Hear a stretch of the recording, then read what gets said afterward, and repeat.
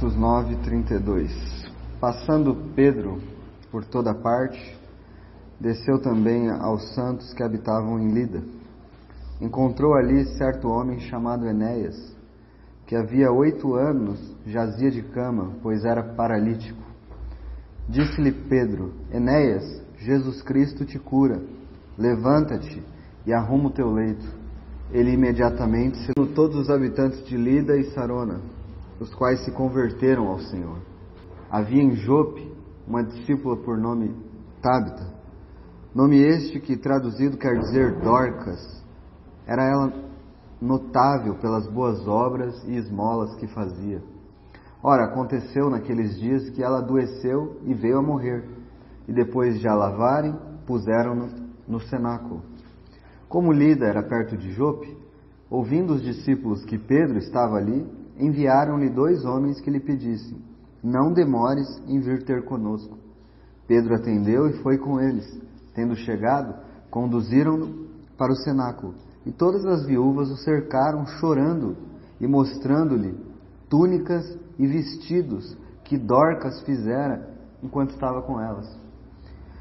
Mas Pedro, tendo feito sair a todos, pondo-se de joelhos, orou, e voltando-se para o corpo, ela abriu os olhos e, vendo a Pedro, sentou-se. Ele, dando-lhe a mão, levantou-a, chamando os santos, especialmente as viúvas, apresentou-a viva. Isto se tornou conhecido por toda Jope, e muitos creram no Senhor.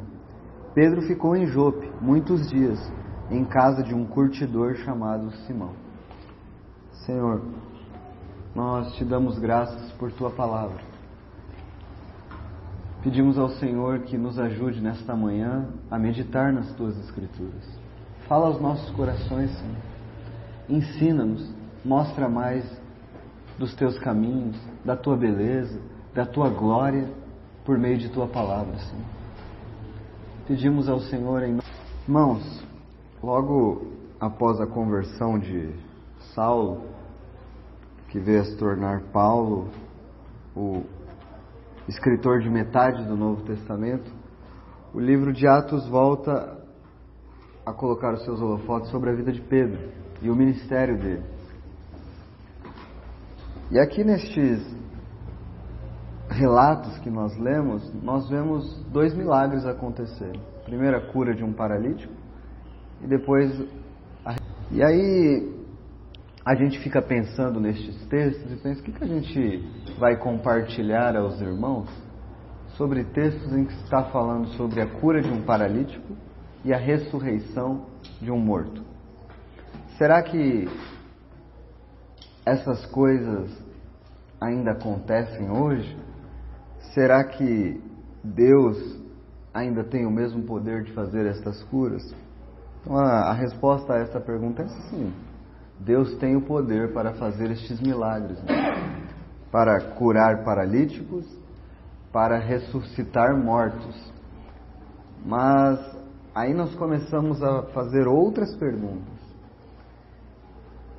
Será que nos dias de hoje estas coisas acontecem na mesma proporção que aconteciam no livro de Atos? Lembra, há muito tempo atrás, nós já estamos há quase um ano estudando Atos, mas quando fizemos a introdução deste livro, nós falamos que o Senhor, no livro de Atos, estava inaugurando a sua igreja. E é como aquele homem que vai abrir o seu negócio, a sua loja, e neste dia ele coloca bexigas, carro de som, algodão doce, para fazer o anúncio, para que chame a atenção das pessoas. Toda vez que o Senhor vai começar algo novo, Ele faz esses milagres extraordinários. Por exemplo, abrir o Mar Vermelho para tirar o seu povo do Egito. Ou quando Josué atravessou o Jordão. Mas você não vê isso em outros momentos da história de Israel, um mar se abrindo, eles passando. Isso aconteceu, de fato aconteceu. E Deus é poderoso para fazer. Quando mais você viu na história que o Mar Vermelho se abriu e pessoas passaram por ele? Nunca mais você ouviu isso. Deus fez isso, tem poder para fazer. Outro irmão, ao comentar sobre essa questão dos milagres e sinais do Senhor, ele diz que o que acontecia no começo da igreja é diferente do que acontece hoje, porque a igreja se desviou e abandonou muito ao Senhor. A igreja está muito apostatada da fé, desviada. Então, esse irmão, ele coloca um exemplo, uma figura para que nós entendamos isso. Imagina que um homem tem a sua mulher e ele dá muitos presentes a esta mulher todas as vezes. Ele dá muitos presentes a esta mulher, porque ele ama muito a sua mulher. Então ele está sempre presenteando esta mulher. E aí, em determinado momento, ele descobre que esta mulher está se deitando com amantes.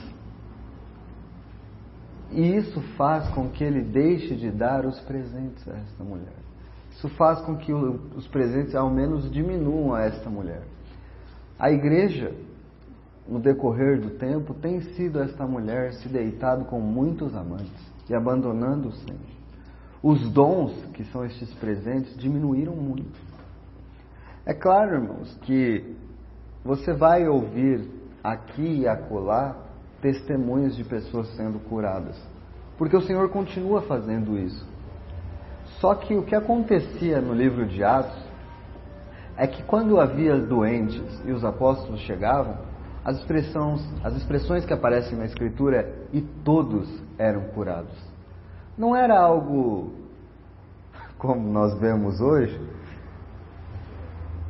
que o que se cura é dor de cabeça, essas coisas aí que não dá nem para... Conta o testemunho, bandeira vermelha, bandeira azul, conta aí vai lá e fala uma coisinha que não dá nem para provar, né, que é verdade que está acontecendo. Enfim, se os apóstolos estivessem aqui hoje e eles entrassem dentro de um hospital, as coisas, todo mundo ali ia ser curado. É interessante notar também que, por exemplo, quando chegou em Dorcas, que era uma irmã, ali era uma comunidade de discípulos, era uma igreja reunida. Não foi nenhum deles que ressuscitou a Dorcas. Mandaram chamar a Pedro. Veja que mesmo naquela época, os dons especiais e sobrenaturais não estavam na vida de todos os homens, de todos os irmãos. Não estavam. Estavam em alguns. E eles tinham um propósito. Capítulo 20, para que vejamos o propósito dos milagres. João 20, versículo 30. Aqui falando sobre o ministério do Senhor, irmãos, você pode vasculhar o Evangelho. Você não encontrará milagres sem propósito. Você não encontrará curas por curas. Você encontrará nos Evangelhos a cura e normalmente relacionada a perdão. Em muitos casos o Senhor perdoava antes e curava depois. Porque o problema do homem não são as suas mazelas físicas, as suas doenças. O problema do homem é o seu pecado, é a sua culpa. Por que é importante nós sabermos disso? Porque nós estamos vivendo num mundo evangelizado, entre aspas, em que os milagres são mais importantes do que o perdão de pecados. Então, recentemente, inclusive, às vezes eu não sei porque eu faço isso, é perda de tempo, mas às vezes eu faço. Eu estou com a TV ligada e eu assisto um pouquinho dos canais desses homens fazendo esses milagres. Eu gosto de ver o que eles estão falando. E um desses famosões aí estava inclusive pregando no texto que nós estamos estudando. E ele falando: é o poder de Deus, é os milagres que fazem as pessoas crerem. Esse negócio de ficar só pregando, não é verdade, irmãos. A fé, veja que em João 20, versículo 30 diz: na verdade fez Jesus diante dos discípulos muitos outros sinais. Veja que João não chama de milagres, ele chama de sinais. Sinais para apontar quem Cristo era.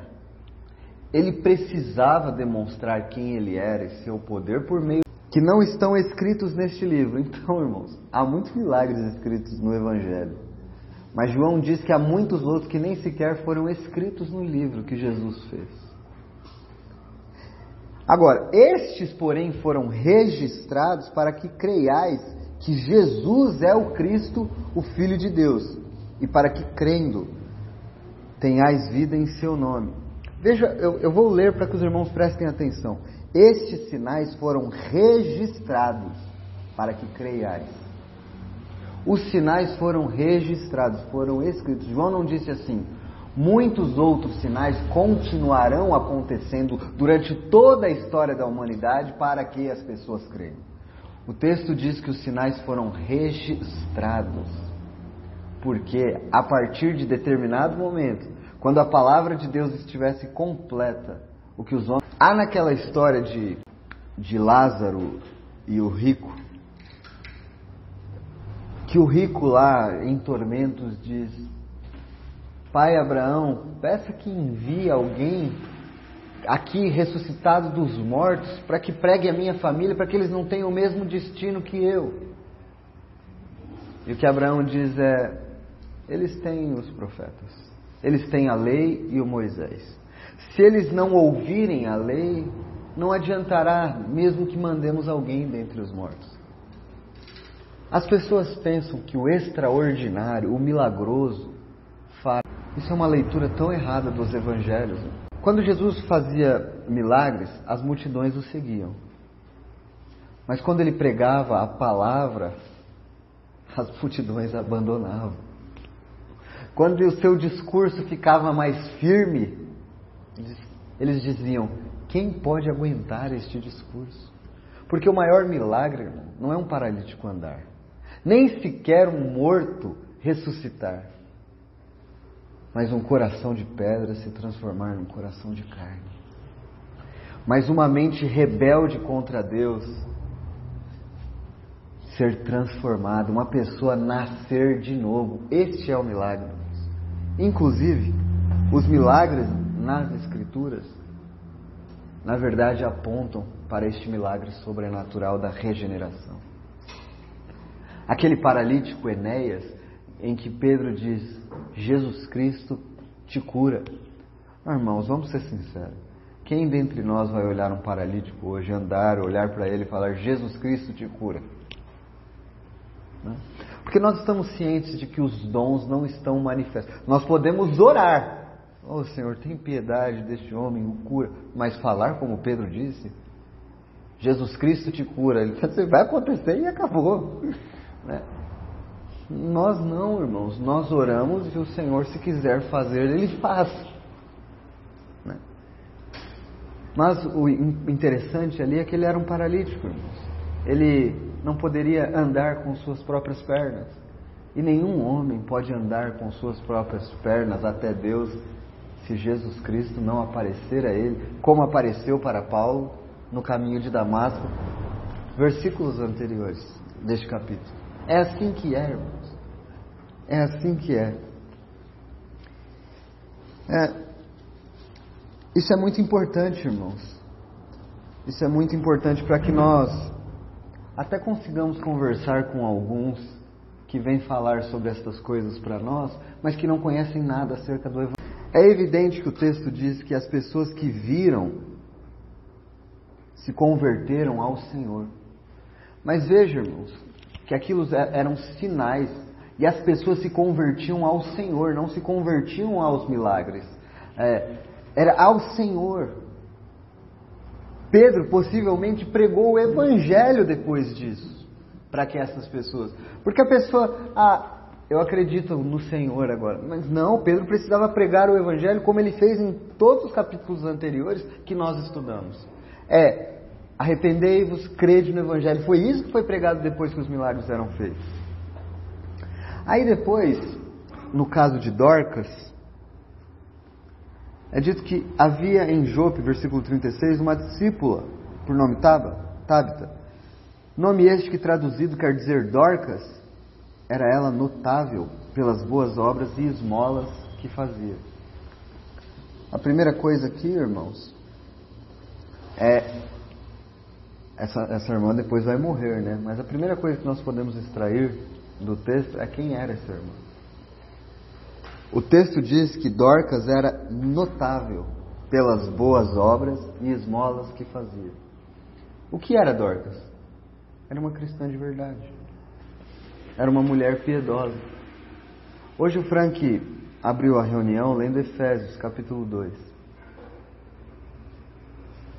Mas ele não foi. Dorcas evidenciava a salvação na vida dela. Vamos ler Efésios 2, do 8 ao 10.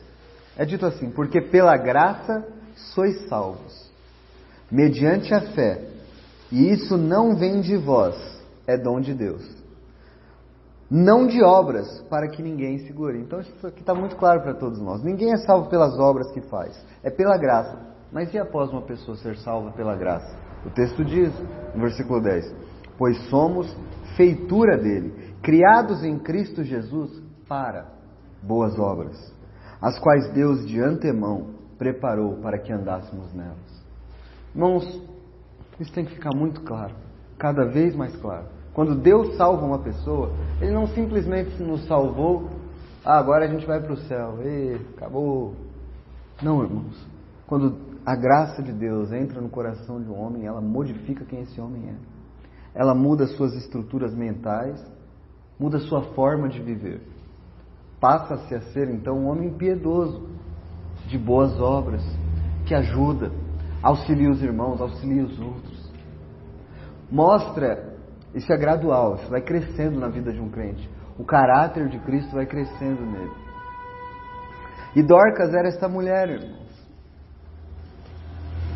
E deixe-me dar incentivo aqui às irmãs. Aqui é dito que ela era uma mulher notável pelas boas obras e esmolas que fazia. As irmãs podem pregar nas reuniões? Não, elas não podem. O Senhor não estabeleceu isso para as irmãs. Mas que o Espírito Santo tenha escolhido uma palavra dessas para falar de boas obras e esmolas que fazia. Há muitas irmãs, inclusive, que pensam, mas eu não sou útil para nada. Eu não sirvo a Deus, eu não faço isso, eu não faço aquilo, eu não tenho muita utilidade. Então siga o exemplo de Dorcas. Faça mais, sirva mais ao Senhor e você encontrará felicidade. Você encontrará alegria em servir ao Senhor. Não em fazer coisas que os homens olhem e falam, que coisa grandiosa, mas servir ao Senhor. Lembra, irmãos, quando nós, estudando Timóteo, falamos em 2 reuniões sobre a comunhão, sobre ter relacionamentos profundos uns com os outros? Envolva-se na vida dos irmãos, das irmãs, e seja uma ajuda. Não só Deus nos salvou e preparou para nós boas obras antes mesmo da fundação do mundo. Estas obras já estão preparadas para nós. Aqui, falando das irmãs, mas serve para os irmãos também. Aqueles que não têm um ministério da palavra. Há muito serviço a ser feito. Isso honra ao Senhor. Deus quer que... Versículo 37 diz, ora, aconteceu naqueles dias que ela adoeceu e veio a morrer, e depois de a lavarem, puseram-a no cenáculo. Como o líder era perto de Jope, ouvindo os discípulos que Pedro estava ali, enviaram-lhe 2 homens que lhe pedissem, não demores em vir ter conosco. Já comentei isso. Se fosse tão comum assim os milagres, eles mesmos oravam e ela ressuscitava. E nem é dito que todo mundo tem que ressuscitar, irmão. Partir e estar com Cristo, que é incomparavelmente melhor. É o que Paulo diz. Mas Pedro atendeu o pedido, foi com eles, tendo chegado, conduziram para o cenáculo.